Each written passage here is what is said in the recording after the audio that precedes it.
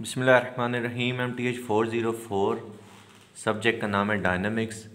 Assignment number 1 का solution है और सेमेस्टर फॉल 2023। क्वेश्चन नंबर 1 है, a particle is moving along x square plus y square is equal to 4 with constant angular velocity 4 radians per second.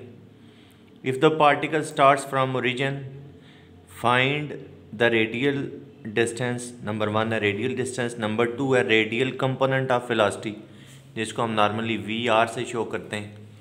Number 3 है transverse component of velocity जिसको हम आमतौर पर V theta से show करते हैं। Number 4 है रेडियल कंपोनेंट ऑफ एक्सेलरेशन जिसको हम AR से शो करते हैं। नंबर 5 है ट्रांसवर्स कंपोनेंट ऑफ एक्सेलरेशन जिसको A थीटा से शो करते हैं।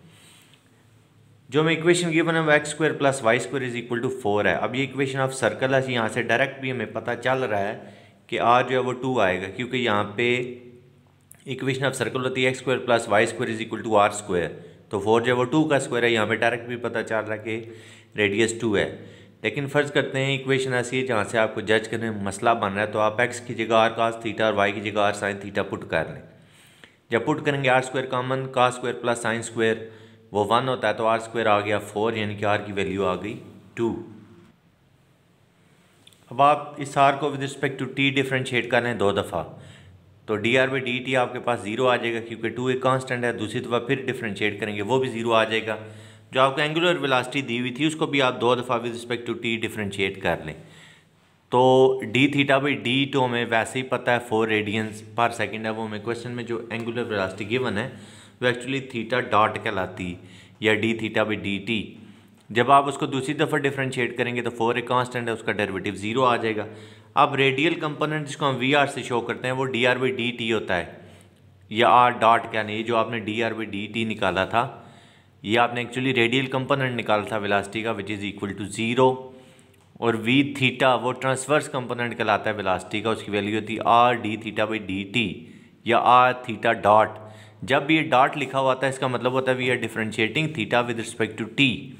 आर की वैल्यू आपके पास 2 है और थीटा डॉट जो आपको गिवन है वो 4 है, तो ये आपके पास ट्रांसवर्स कंपोनेंट वेलोसिटी का आ जाएगा 8 radiance per second.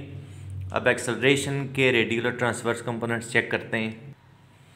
AR is called the radial component of acceleration which is equal to d2r by dt square minus r into whole square of d theta by dt, या आप d2r by dt square को r double dot भी लिख सकते हैं, इसी तरह d theta by dt को आप थीटा डॉट भी लिख सकते हैं, यानी कि इसको आप ऐसे भी पढ़ सकते हैं r double dot minus r into square of theta dot.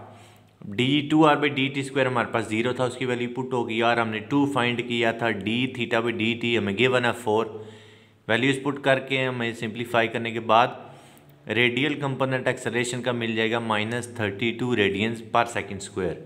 इस तरह a थीटा जो है वो ट्रांसवर्स कंपोनेंट एक्सेलरेशन का, उसका फार्मूला है 2 D r by d T into D theta by d T plus r d2 theta by d T square.